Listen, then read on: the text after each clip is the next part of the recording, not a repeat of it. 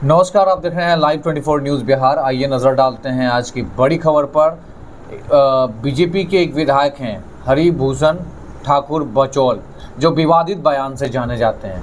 आखिर भाजपा के इन नेताओं के बोल से आपको समझ में आ ही गया होगा कि इस देश में भाजपा के नेता किस तरह से बोल रहे हैं। हाल ही में एक नेशनल रास्ता यूट्यूब चैनल है जो बहुत बड़े प्लेटफॉर्म पे काम कर रही है, उसके चीफ एडिटर शंभू कुमार सिंह ने इंटरव्यू किया और जिसमें उन्होंने हरिभूषण बचौल ने एक ऐसा बयान दे दिया जिस पर घमासान मच गया है। बताइए, हिंदुस्तान के मुसलमानों पर सीधे सवाल उठा रहे, कह रहे हैं कि जो भी मुस्लिम समाज से ताल्लुकात रखते हैं वो आतंकवादी है। इतना बड़ा आरोप लगाना, ये बीजेपी की मानसिकता ही खराब हो चुकी है। ऐसे नेता बीजेपी बढ़ावा देती है और ऐसे में इसी नेताओं के जरिए से बीजेपी हड़पना चाहती है वोट।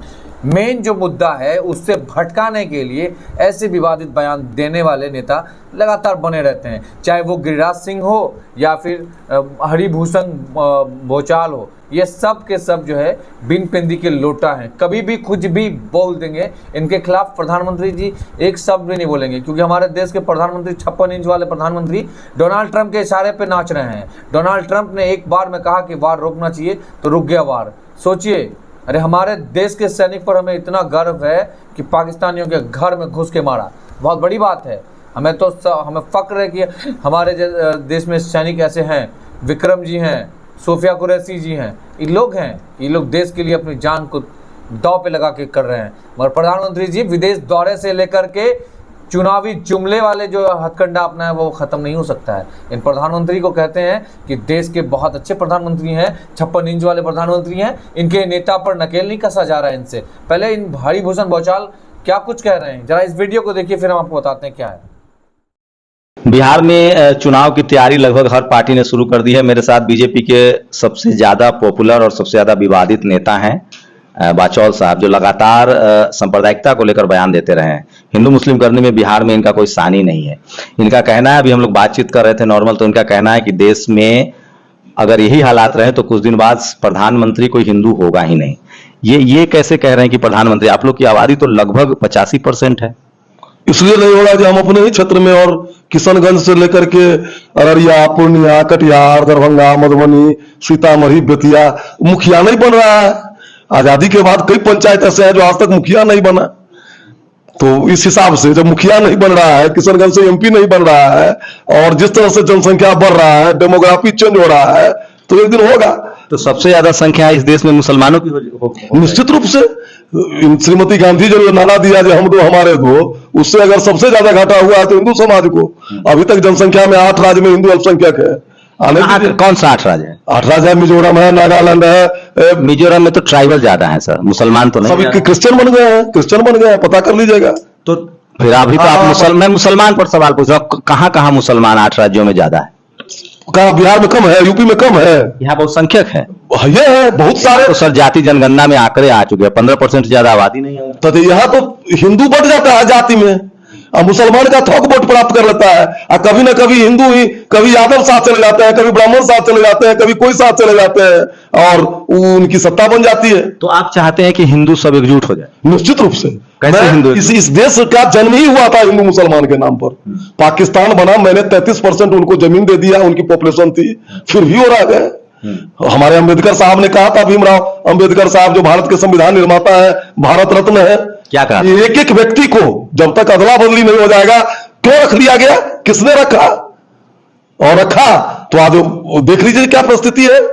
हम जहां भी मुस्लिम की आबादी हो गई, मैं वंदे मातरम नहीं कह सकता हूं, भारत माता की जय नहीं कह सकता हूं। प्रधानमंत्री बिहार के दौरे पर है, ऑपरेशन सिंदूर को लेकर यात्रा कर रहे हैं। सोचिए, ऑपरेशन सिंदूर जब हमारे देश की बेटियों के मांग को उजाड़ा गया, उसको लेकर के जवाब मिल गई, मुंहतोड़ जवाब दिया गया और बड़े बड़े नेता डेलीगेशन को लेकर के वो सऊदी अरब, बहरीन, कतर सभी कंट्री में जा रहे हैं। पाकिस्तान का पोल खोलो अभियान चलाया जा रहा है। अब बताइए, इस पर भी हमारे देश के प्रधानमंत्री राजनीतिक कर रहे हैं। ऑपरेशन सिंदूर को लेकर बिहार के दौरे पर आए थे और उन्होंने लंबे लंबे वादे फहरिस्त बताकर चले गए। प्रधानमंत्री जी आज आए तो आयुष्मान कार्ड बनाया जा रहा है। ये आयुष्मान कार्ड कब तक? जब तक चुनाव है तब तक। चुनाव खत्म होते ही 4 साल तक कोई नेता आपको झांकने वाला नहीं है। इस देश की जनता को समझना पड़ेगा। चुनाव आते हैं, हैं तो सारी योजनाएं याद आती है, चुनाव आते हैं तो 20 सूत्री जांच चल रही है, चुनाव आते हैं प्रशासन सक्रिय हो जाते हैं, चुनाव आते हैं सरकार सक्रिय हो जाती है,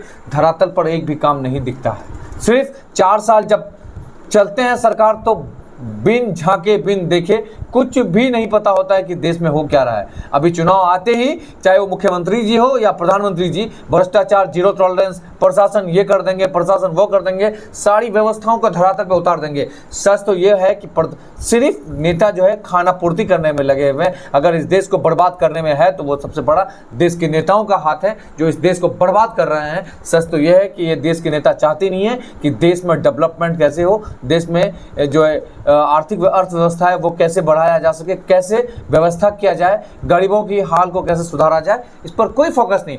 अभी आप देख रहे होंगे जगह जगह आयुष्मान कार्ड को लेकर के एक कैंपेन किया जा रहा है। क्या मजाक है यार, गरीबों के साथ इस तरह की मजाक।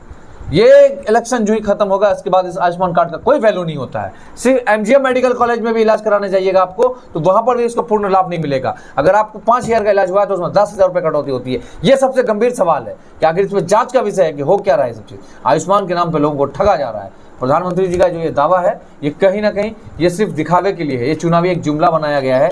चुनाव आते ही सारी नीति बनाई जाती है। प्रधानमंत्री जी ऑपरेशन सिंदूर लेकर के ममता बनर्जी के क्षेत्र पश्चिम बंगाल पहुंचे, अलीपुरद्वार में हुंकार भर रहे थे। वहीं ममता बनर्जी ने भी इस चीज को लेकर जवाब दिया है। मगर सोचने वाली बात है कि मोदी को आखिर करारा का जवाब मिल गया है। देखिए ममता बनर्जी ने क्या कुछ कहा है। What Modi ji had said today, we are not only shocked, but it is very saddening to hear the voice of Prime Minister when all the opposition team, they are representing the country, the world, they are taking bold decision to protect the country's interest, national interest. Obviously, always we protect the country because it is our motherland. We will do that. But at that time, is it the time for Narendra Modi, Prime Minister of this country, and his presence of him? His minister said, like Operation Sindoor, they will do the Bengal operation also. Operation of Bengal. I challenge them. If they have the guards, you go election for tomorrow. We are ready and Bengal is ready to accept your challenge. But please remember, time is a factor. You must remember the timing. Our representative, Abhishek Banerjee, is also in the team. And he is shouting his voice every day against the terror, against the terrorism.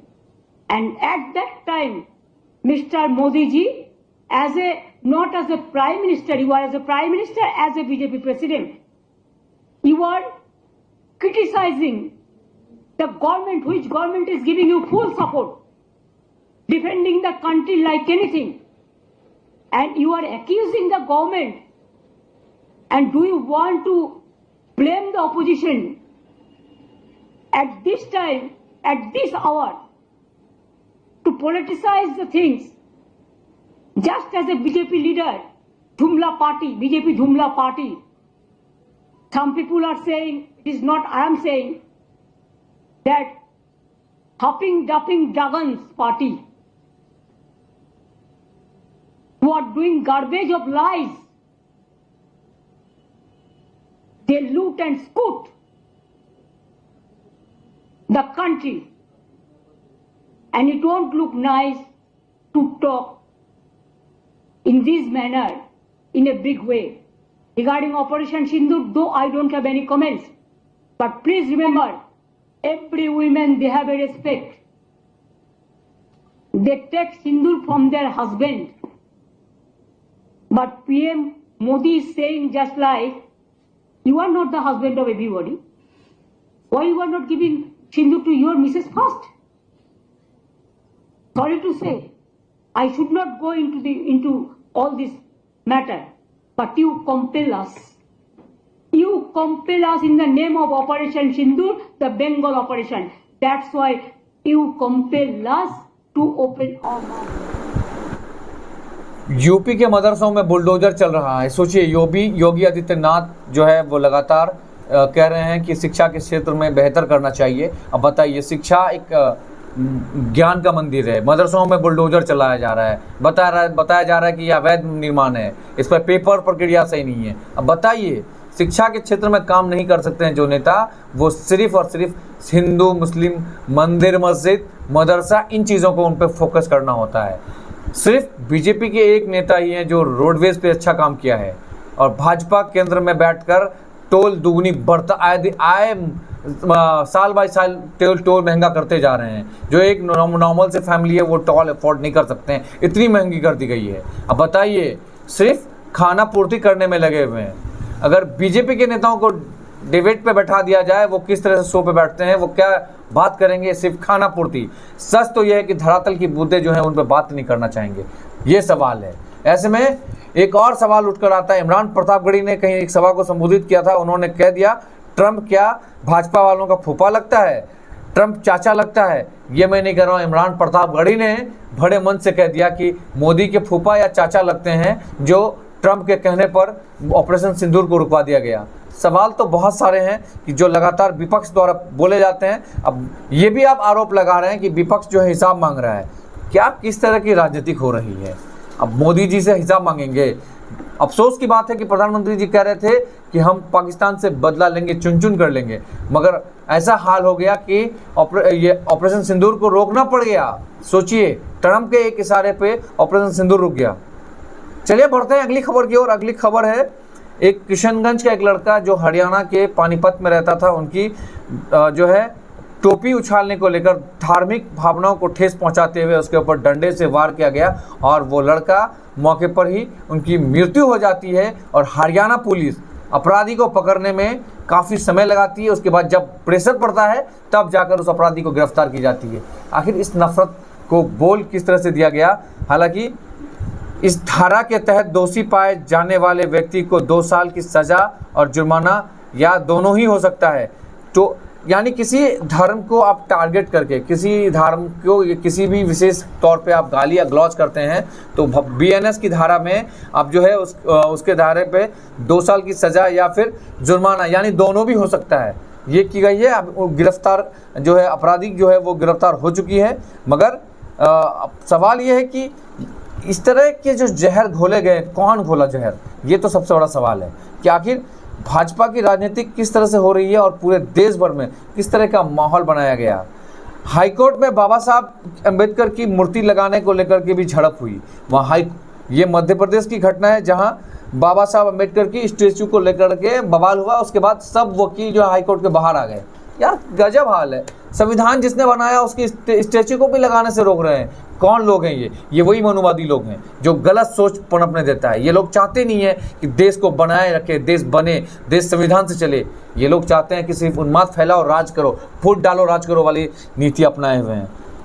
अब हाल ही में एक और video photos आया हुआ है, आप देख रहे होंगे, बटला हाउस में। सोचिए, योगी आदित्यनाथ को अब दिख रहा है बटला हाउस, दिल्ली का एक वो एरिया जहां मुस्लिम का बड़ा तबका रहते हैं। वहां पे कह रहे हैं कि ये यूपी की गवर्नमेंट की ज़मीन है, इसको खाली कराने को नोटिस किया गया है। जब मामला सुप्रीम कोर्ट गया तो उसके बाद सुप्रीम कोर्ट में भी अभी सुनवाई नहीं हुई, हालांकि डेट टल चुकी है। मगर अब सवाल है क्या ऐसे जो लोग हैं जो वहाँ पे लगभग 4 एकड़ की ज़मीन है उसको खाली कराया जा रहा है। कितने सारे फ्लैट्स हैं, कोई लोग 70 लाख में खरीदे, कोई 15 लाख में खरीदे, कोई 20 लाख में खरीदे। इतने सारे लोगों की नुकसान होगी तो उसको कौन बढ़ेगा? सबसे बड़ा सवाल है कि इस तरह की राजनीति क्यों? आखिर देश, जब ऑपरेशन सिंदूर हुआ तो सारा देश एक साथ खड़े हुए, असदुद्दीन ओवैसी खुलकर बोले, प्रधानमंत्री जी के चुप हो गए। प्रधानमंत्री जी ट्रंप के आगे घुटने टेक दिए। अफसोस है कि ऐसे प्रधानमंत्री जो आज ऑपरेशन सिंदूर के नाम पर राजनीति कर रहे हैं। क्या मजाक बना के रखा है इन देश के नेताओं ने। इस देश की जनता को समझने की जरूरत है। बिहार में चुनाव आ रहा है, ऑपरेशन सिंदूर को लेकर अभी आप प्रोग्राम कर रहे हैं, ऑपरेशन सिंदूर पर राजनीति। ये है नेता देश के। ऐसे नेताओं पर शर्म आती है कि नेताओं को कैसे अपने देश के नेता कहें। फिलहाल हम लेते हैं इजाजत। हमारे वीडियो को यूट्यूब पर देख रहे हैं तो धन्यवाद।